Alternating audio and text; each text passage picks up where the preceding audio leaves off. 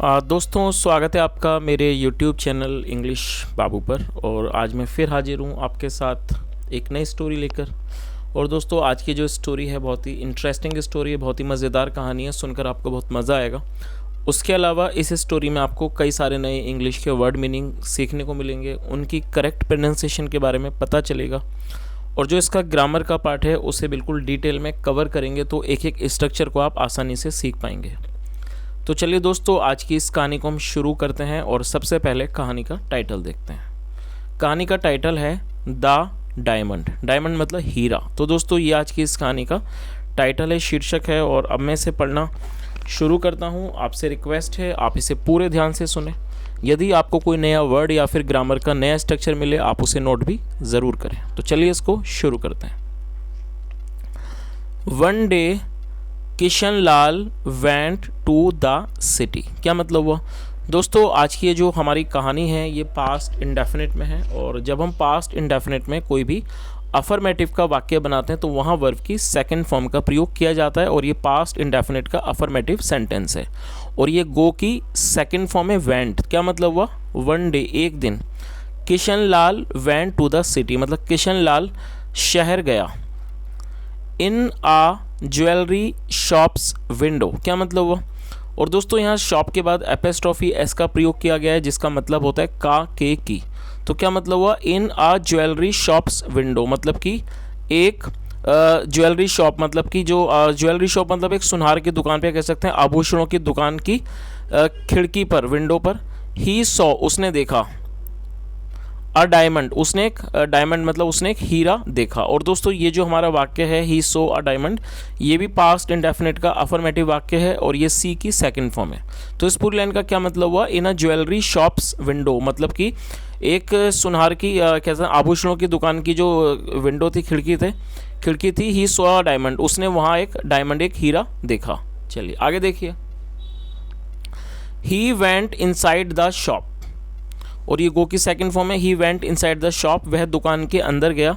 And asked the shopkeeper, और उसने दुकानदार से पूछा, how much does that diamond cost. क्या मतलब हुआ? और दोस्तों, ये एक क्वेश्चन मार्क है और ये जो हमारा सेंटेंस है इंट्रोगेटिव सेंटेंस है। तो क्या मतलब हुआ? हाउ मच मतलब कितना। How much does that diamond cost, मतलब वो जो हीरा है उसकी क्या कीमत है। How much does that diamond cost, मतलब उस हीरे की क्या कीमत है। चलिए आगे देखिए। 2000 रुपीज़, मतलब कि 2000 रुपये। द शॉपकीपर रिप्लाइड, मतलब जो शॉपकीपर था, दुकानदार था, उसने जवाब दिया। किशन लाल वॉज आ माइज़र। माइज़र का मतलब होता है कंजूस, और ये एक नाउन है, आप इसे नोट कर लीजिए। और ये जो हमारा वाक्य है ये सिंपल पास्ट का वाक्य है। सिंपल पास्ट का मतलब होता है जब हम किसी भी वाक्य में वॉज या वर का प्रयोग करते हैं हेल्पिंग ऑफ के रूप में, और साथ में कोई भी नाउन या एडजेक्टिव को लेकर वाक्य बनाते हैं, तो इस तरह का जो वाक्य है वो सिंपल पास्ट का वाक्य कहलाता है, जहाँ पर किसी भी प्रकार की वर्ब का प्रयोग नहीं किया जाता है। तो क्या मतलब हुआ? Kishan Lal was a miser, Kishan Lal एक कंजूस था। सो इसलिए ही सैड, उसने कहा, will you sell it for 1000 rupees, और ये क्वेश्चन मार्क है। और दोस्तों, ये जो आप वाक्य देख रहे हैं ये हमारा फ्यूचर इंडेफिनिट का इंट्रोगेटिव वाक्य है। जब आप फ्यूचर इंडेफिनिट में कोई भी इंट्रोगेटिव का वाक्य बनाना चाहते हैं तो वहाँ पर विल का प्रयोग किया जाता है हेल्पिंग ऑफ के रूप में, और उसको आगे मेंशन किया जाता है। उसके बाद सब्जेक्ट, फिर वर्ब की फर्स्ट फॉर्म, और सेल का मतलब होता है बेचना। तो इस पूरी लाइन का क्या मतलब हुआ? विल यू सेल इट, क्या आप इसे बेचोगे? फॉर 1000 रुपीज़, मतलब 1000 रुपये में क्या आप इसको बेचोगे। द शॉपकीपर रिफ्यूज्ड, रिफ्यूज का मतलब होता है इनकार कर देना, मना कर देना। द शॉपकीपर रिफ्यूज्ड, दुकानदार ने मना कर दिया। चलिए आगे देखिए। किशन लाल थॉट, और ये थिंक की सेकंड फॉर्म है। थिंक का मतलब होता है सोचना, और ये सेकंड फॉर्म है, THOUGHT। किशन लाल थॉट, किशन लाल ने सोचा, आई विल गो नाउ, अब मैं जाऊंगा। और दोस्तों, ये फ्यूचर, यहाँ एपेस्ट्रॉफी के बाद डबल एल का प्रयोग किया गया, जिसका मतलब होता है will. I will go now, अब मैं जाऊंगा। I will ask for it once again, मतलब I will ask for it once again in the evening. क्या मतलब हुआ? I will ask for it, और आस्क फॉर का मतलब था मांगना। I will ask for it once again in the evening, मतलब मैं इसे शाम में फिर दोबारा मांगूंगा। मे बी मतलब शायद, he will sell it to me then, मतलब शायद, मे बी मतलब शायद, he will sell it to me then, मतलब शायद फिर वह मुझे इसको बेच दे। आगे देखिए।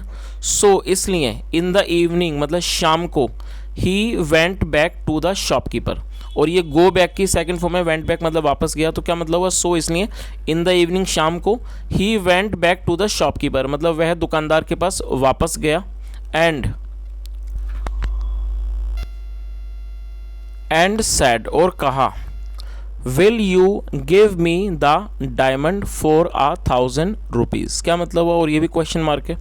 और दोस्तों ये जो हमारा वाक्य है ये भी फ्यूचर इंडेफिनिट का इंटरोगेटिव सेंटेंस है जहाँ पर विल का प्रयोग किया गया है हेल्पिंग वर्ब के रूप में। तो उसने क्या कहा, will you give me the diamond मतलब क्या आप मुझे हीरा दोगे फॉर 1,000 रुपी, मतलब क्या आप मुझे 1,000 रुपये में हीरा दोगे। नो नहीं, एक्चुअली का मतलब होता है असल में या वास्तव में। No actually I had only got that single real diamond. क्या मतलब हुआ। और दोस्तों ये जो हमारा वाक्य है ये पास्ट का पॉजिटिव सेंटेंस है और यहाँ पर हैड का प्रयोग किया गया है हेल्पिंग वर्ब के रूप में। तो इस लाइन का क्या मतलब हुआ, no actually I had only got that single real diamond मतलब असल में मेरे पास सिर्फ एक ही मतलब सिंगल जो रियल डायमंड था, असली डायमंड था, हीरा था, वो मेरे पास एक ही था। सो इसलिए आई सोल्ड इट मैंने उसे बेच दिया फॉर 5,000 रुपीज़ मैंने उसे बेच दिया 5,000 रुपयों में। द शॉपकीपर सेड दुकानदार ने कहा। चलिए आगे देखिए।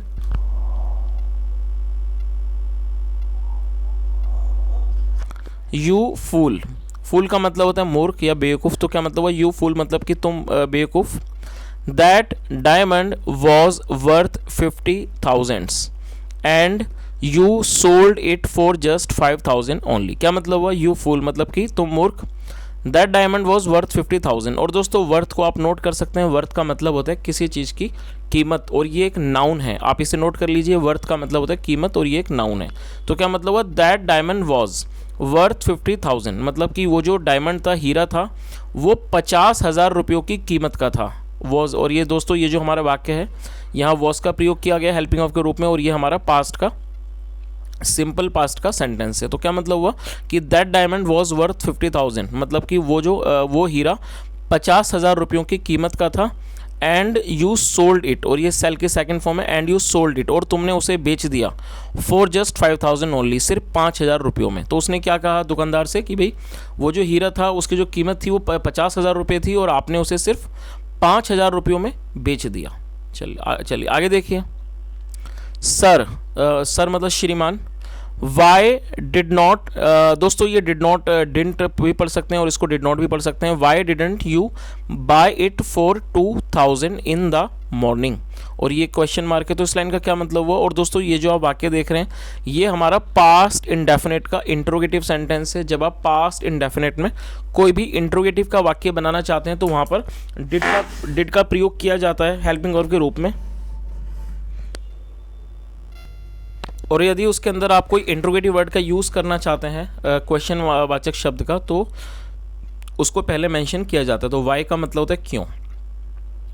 तो क्या मतलब हुआ, why did not you buy it for 2,000 in the morning. उसने क्या कहा कि श्रीमान आपने उसे सुबह 2,000 रुपयों में क्यों नहीं खरीदा। तो दोस्तों आप इसका जो स्ट्रक्चर है आप इसे नोट कर लीजिए कि जब भी आप पास्ट इंडेफिनिट में कोई भी इंट्रोगेटिव वाक्य बनाना चाहते हैं तो वहाँ पर डिड का प्रयोग हेल्पिंग वर्ब के रूप में किया जाता है, और यदि आप उसमें इंट्रोगेटिव वर्ड को भी जोड़ना चाहते हैं तो उसको पहले मेंशन किया जाता है। तो इस पूरी लाइन का ये मतलब हुआ कि श्रीमान why did you not by it for 2,000 rupees 2,000 in the morning, मतलब आपने उसे सुबह 2,000 रुपयों में क्यों नहीं खरीदा। द शॉपकीपर सेड दुकानदार ने कहा। किशन लाल वॉज स्टम्प्ड का मतलब होता है स्तब्ध रह जाना, बिल्कुल आश्चर्यचकित रह जाना। जो किशन लाल था वो बिल्कुल स्तब्ध हो गया, या कह सकते हैं आश्चर्यचकित, या कह सकते हैं स्तब्ध हो गया। चलिए दोस्तों अब इस कहानी का जो मॉरल है वो भी एक बार देख लेते हैं। इसका क्या मॉरल है। For uh small gain do not इनकर आ हैवी लॉस। क्या मतलब हुआ दोस्तों, GAIN आप इस वर्ड को नोट कर सकते हैं। ये एक वर्ब है। गेन का मतलब होता है किसी चीज़ को हासिल करना या किसी चीज़ को प्राप्त करना। तो क्या मतलब हुआ, फॉर आ स्मॉल गेन मतलब एक छोटे गेन के लिए, मतलब फ़ायदे के लिए। और ये जो वर्ड है गेन, आप इसे वर्ब और नाउन दोनों तरह से प्रयोग कर सकते हैं और इस वाक्य में इसे नाउन के रूप में प्रयोग किया गया है। फॉर ए स्मॉल गेन मतलब एक छोटे फ़ायदे के लिए। डू नॉट इनकर a heavy loss. Do not इनकर अ हैवी लॉस मतलब एक बड़ा नुकसान ना करें। तो इस पूरी लाइन का क्या मतलब हुआ?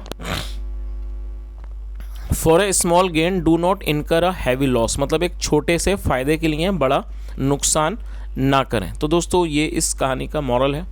और जैसा हमने इस कहानी के अंदर देखा कि ये जो व्यक्ति था जो सुनार की दुकान पर गया और उसको हीरा अच्छा लगा, लेकिन उसने वहाँ पर ज़्यादा होशियारी दिखाने की कोशिश की। वो सोच रहा था कि मैं यदि शाम को आऊँगा तो शायद मुझे ये 1000 रुपये में मिल जाएगा। लेकिन जब वो शाम को गया तो उसको वो हीरा नहीं मिला, क्योंकि उस दुकानदार ने वो हीरा किसी और को दे दिया, जिसकी वजह से उसको एक छोटे से मतलब फ़ायदे के लिए उसको ज़्यादा बड़ा नुकसान हो गया, जो इस कहानी का मॉरल था। तो ये आज की कहानी थी। और दोस्तों मैंने पूरी कोशिश की आपको हर वर्ड की मीनिंग समझाने की। यदि आपको आज की कहानी अच्छी लगी हो, मेरा पढ़ाने का तरीका अच्छा लगा हो, तो आपसे रिक्वेस्ट है वीडियो को ज़रूर लाइक करें, शेयर करें, चैनल को भी सब्सक्राइब करके करें और कमेंट करके ज़रूर बताएं यदि आपका कोई सुझाव हो। और दोस्तों यदि आज आपने आज की इस स्टोरी में कोई भी नया वर्ड या फिर नए स्ट्रक्चर को सीखा हो तो कमेंट के माध्यम से ज़रूर बताएं। यहाँ तक सुनने के लिए thank you so much. Have a nice day and bye.